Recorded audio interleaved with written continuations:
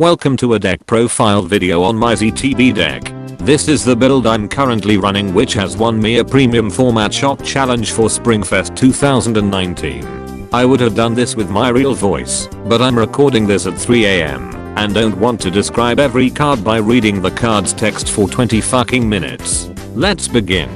For my starting Vanguard, I still ran one copy of Chrono Dranzy.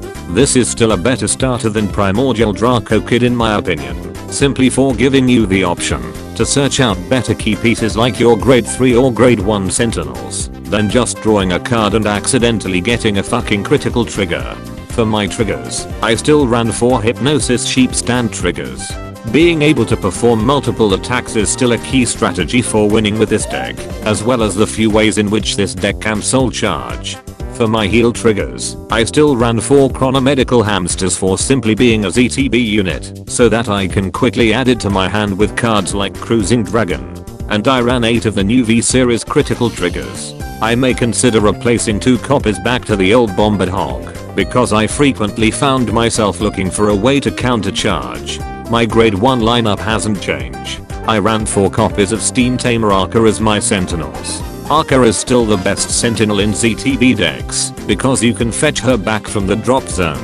However, due to the new trigger lineup, you can only bind Hypnosis Sheep or Chronomedical Hamster for Arca's cost, since the V-Series critical triggers are not ZTB units. And the usual cards of 3 copies of Transit Dragon for draw power and soul management, 3 copies of Revolver Draco Kid for consistently getting Chronojet Dragon Z as well as playing aggressively early game, 3 copies of Merry Block Dragon for power lanes and stride cost, and of course my tech card, 2 copies of Steam Soldier and Lulu to return bound triggers and sentinels back to the deck.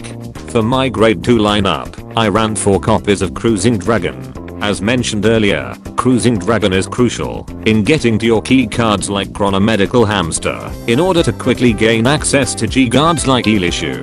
Another reason why I still ran Chrono Dranzy is because I still ran 4 copies of Metal Party Dragon, since you need at least 1 bound unit in order for Metal Party to attack. The 10k base also helps in holding off Protect and Axel Clan's early game. And speaking of 10k base, my new grade 2 in the deck is 3 copies of Steam Mechanic Naboo. Naboo's main purpose is not for the guard restrict, but to bind the non-ZTB triggers from the drop zone, in order to recycle them back with under Lulu, as well as going into the soul after battle, and letting you draw a card. She's also good in playing aggressively against decks that don't like to give you counterblast such as Gizet, and since she goes into the soul after she attacks, your opponent is forced to attack your Vanguard instead. The grade 3 units are left unchanged. I still ran 3 copies of Chronojet Dragon G and 4 copies of Chronojet Dragon Z, adding non-ZTB V-Series grade 3 units, just to get force markers messes with the deck's consistency. Not only does my main first stride in the deck require a ZTB heart, Chronojet Dragon Z requires to bind a ZTB grade 3 as a stride cost from the drop zone.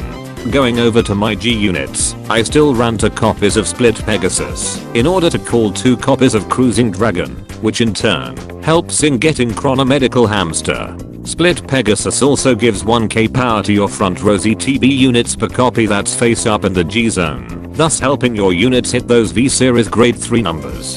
Moving on, I ran 2 copies of Gear Next for obvious reasons. The sad thing about Gear Next is I can no longer use critical triggers as a cost and return them to the deck, because they are no longer ZTB units. Meanwhile, I have been testing out Vanguard Insider's combo strategy, hence why I'm running 1 copy of Huang Long and 2 copies of Gear Groovy, in order to flip as many ZTB units, so I can use Chrono Visor Heritage to do 3 turns.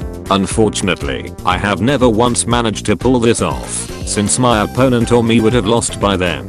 And of course, the deck's main win condition, 2 copies of Chrono Visor Heritage. As mentioned in my previous deck profile, I can go for a second Heritage turn due to the fact that I can return back my bound heal triggers with under Lulu, hence being able to use Elishu once more. Finally, 1 copy of Altered Dragon in case I don't have a stride fodder. It's also a great contingency in case my opponent doesn't give me any counterblast before I perform my first stride. Fewer people are playing the grade 2 stall game these days, so I removed Sebris from my G zone.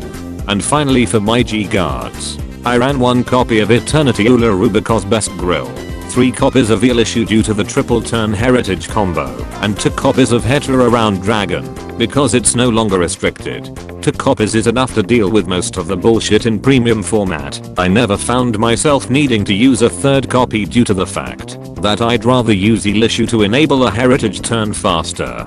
And that concludes my deck profile on my ZTB deck. Be sure to subscribe and let me know in the comments how the fuck can this keep up in premium without any forced gift markers.